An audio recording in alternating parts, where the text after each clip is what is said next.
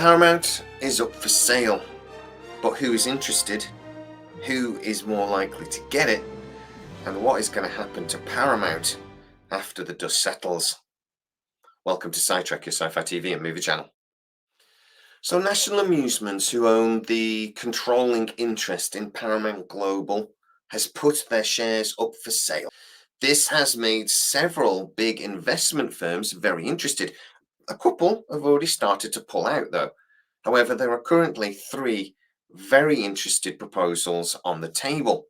We're going to have a quick look at them, see what is the most likely to happen, and what a big industry insider has told me the industry believes is going to happen, and why it means the end of Paramount as we know it. First of all, this news really hit when it was leaked that Warner Brothers were talking seriously with Paramount about a merger. The 2 big bosses had met over lunch and chatted about it. There are a lot of people in the industry that believe this is the way this is going to happen now, and that Warner Brothers and Paramount will merge. But why would Warner Brothers want to do that? Why is it in their interests? And what will happen to Paramount as a result? And obviously, what happens to Paramount is of interest to people like me because of Star Trek. So let's get into it. For one, for Warner Brothers, this is going to be an expensive deal. Warner Brothers already own nearly $50 billion, so they don't really have cash liquidity. Buying the shares is going to be a little bit of a difficult proposal when other deals that are being proposed are worth about $30 billion.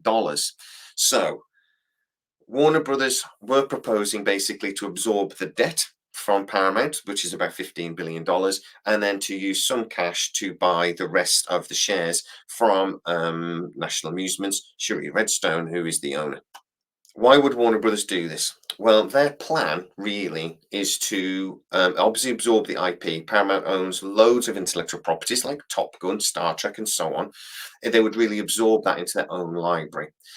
Warner Brothers already has a vast studio space. They really don't need an awful lot more. Paramount in Southern California really owns the only other really important large studio space in California.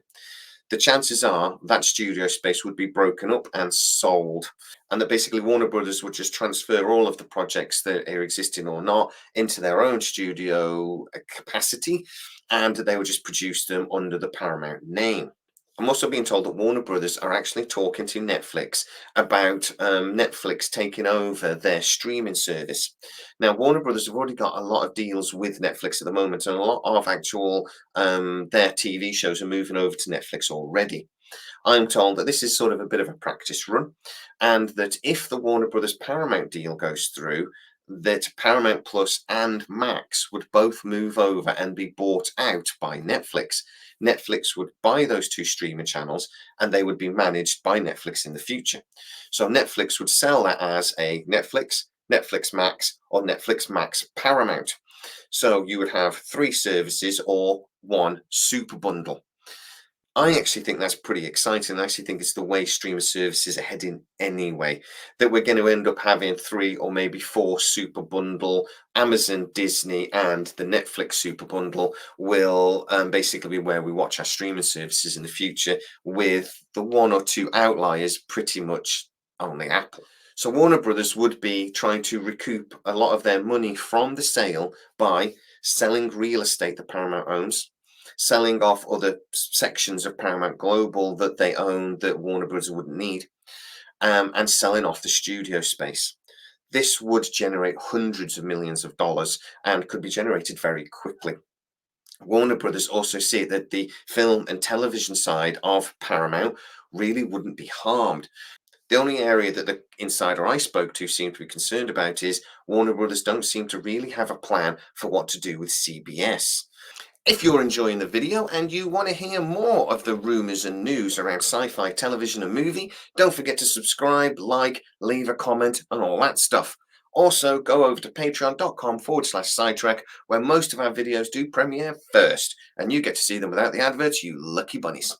Skydance are a company that have been making movies for 10 years or so, and when I heard that they were making serious moves to buy Paramount, I couldn't understand why. But once I looked into the company, it became obvious. They are backed by a capital investment firm called Redbird, and the owner and creator of Skydance's dad, Larry Ellison, who was the co-founder of Oracle, the tech firm. They have billions of dollars at their disposal and are supported by people with billions more. Skydance is actually a really serious contender in this deal, but there's a problem. They're only really interested in the film element of this. They want to massively expand their ability to produce TV and movie. They want the Paramount lot. They want the Paramount name and the IP. They're thinking about mass media in the future and expanding their ability to make it. They're not really interested in CBS, and they're not really interested in many other elements of the Paramount global empire. Now, they probably would want to keep Paramount Plus, which means we wouldn't get to see it part of the Netflix Super Bundle. Or would we? We'll have to see. But it would seem that they, again, would not really necessarily be interested in the CBS side of the Paramount global business. Byron Allen is a comedian and media mogul that has put down a $30 billion deal for Paramount. $15 billion to pay the debt and $15 billion to then give to National Amusements and buy their shares. This would give them a controlling interest of Paramount Global. But differently to Warner Brothers and Skydance, they're not so interested in the movie side of it. Apparently, they are very interested in the CBS side. Byron Allen actually already owns things like the Weather Network or the Weather Channel, whatever the hell it's called, and other network television things, and it wants to expand upon that. Buying CBS would really give him the foundation to do that. It would suddenly make him a big player in the network television industry. He's not so interested and doesn't really know what to do with Paramount Film. It is suspected that if Byron Allen does move forward with this deal, that there would be, similar in the way that Warner Brothers are planning, vast real estate sales to help fund or help get through the first years of this merger. And that he does consider Paramount to be a massively overinflated business. Something actually that Paramount seems to have realized recently by laying off so many people and already starting to sell some of its real estate or some of its other holdings. So Byron Allen sees this not just as a way of getting into the network television big player business, but also actually as there is an untapped revenue there through sales. So what would happen to Paramount Film? It would possibly be sold off separately, or maybe they would give the movie business a try, in which case I'd be very concerned about that because, well, you have to make sure you've got the right people in there to run a studio. As we've seen from Amazon, it's not so easy. So I'm very much concerned about what would happen to Paramount in the future if that did happen. So, talking to the insider that I've got to speak to about this and what the industry feels is the most likely course of events for this, they have said that they've always considered the Warner Brothers deal to be the most likely. The problem is always going to be how is Warner Brothers going to pay the money for the shares for National Amusements to be happy? Apparently, the more people that are bidding for this, the more money National Amusements want. And that might actually price Warner Brothers out of the deal, even though currently that is the deal that is furthest along and the most likely as it stands today to happen. The insiders told me that the Skydance deal is very interesting, but there are some questions about where the funding for this is coming from. Even though there are several billionaires behind Skydance, it does seem that this is a big deal. However, from a film point of view, the insider is saying that, look, this is the one that is most interesting for the industry. The people that are already in charge of Skydance know how to run a studio, and they've been doing it very successfully for the last 10 years. They know how to do this, and they probably know how to really give Paramount a bright future. They would know what to do with the intellectual properties far more than Byron Allen would. And if Skydance were to get hold of it, they think that is the most interesting prospect for a bright Paramount future, even more than actually Warner Brothers. The Byron Allen deal is considered not to be so serious currently by insiders.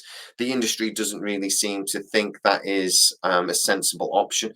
There are a lot of questions about, again, where this is being funded by, and that actually a big problem for other people that have thought about getting involved in this deal is getting past the FCC, the regulators. Other companies have already withdrawn their interest for Paramount, citing their doubts over whether the FCC would actually give them regulatory approval. I actually am hearing that Byron Allen might have similar struggles because of questions about where his funding is coming from. So what could actually be the best thing for Paramount? So I'm being told that the Warner Brothers deal would really see Paramount be absorbed into Warner Brothers. Now, we might not consider that to be a bad thing, but really Paramount would only exist in name in the future. Warner Brothers would create everything, they would produce everything, everything would go through their studio, etc. And the iconic film set of Paramount at the moment would probably, at least in part, be sold off. So even though headquarters and offices might be kept there, there wouldn't really be anything movie TV produced anymore. That would really, in lots of ways, be the end of Paramount, in the similar way that MGM has now come to an end as it's been absorbed by Amazon. Now, that is maybe an emotional thing, and really, we wouldn't see a difference as film goes because we would still get to see that IP, we would still get to see that iconic mountain. But in real terms, Paramount, in lots of ways, would no longer exist. One option that the insider has said to me is actually that if these two companies could be split, that actually if Skydance and Byron Allen could come together and have an agreement, that is probably the way Paramount and CBS could go on to have a healthy future. He sees an opportunity here for Byron Allen to take on the CBS side of the business and for Skydance to take on the movie Paramount side of the business. He says Skydance know how to make movies, but Byron Allen and his team know how to do network television. They know how to manage those sort of businesses. Both of these things come well within the ability of these two companies to step up and do.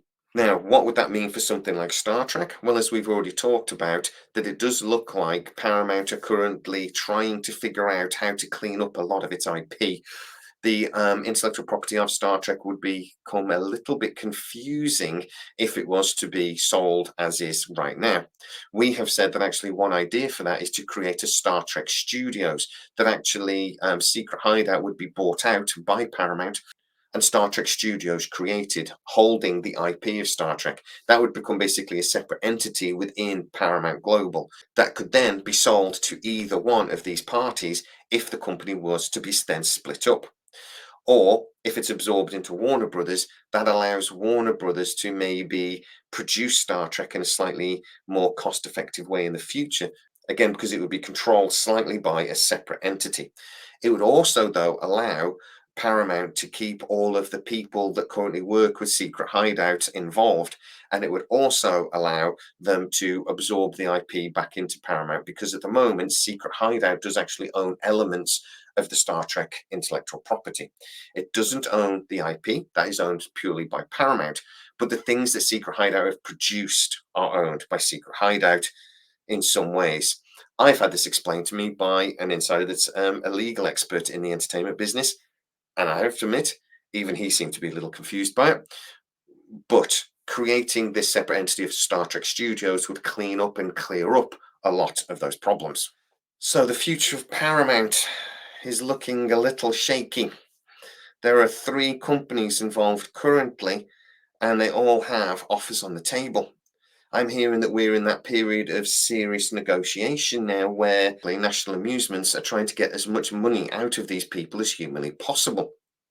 If Warner Brothers get it, they're going to be laden down with debt for a very long time, and we can expect to see far more job losses, and Paramount only really existed on paper in the future.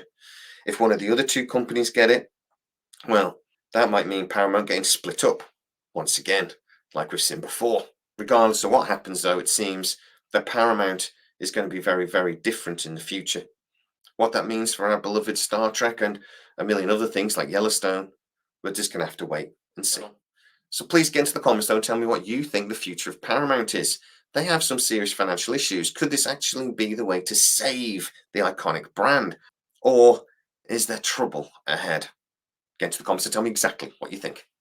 If you are new to the channel, please like, subscribe, hit that bell notification. It really helps us out. You'll never miss any of our new videos. Also, you can go to patreon.com/SideTrek, where most of our videos do appear first, and you can see them without the adverts. As always, please stay safe, and I'll see you next time.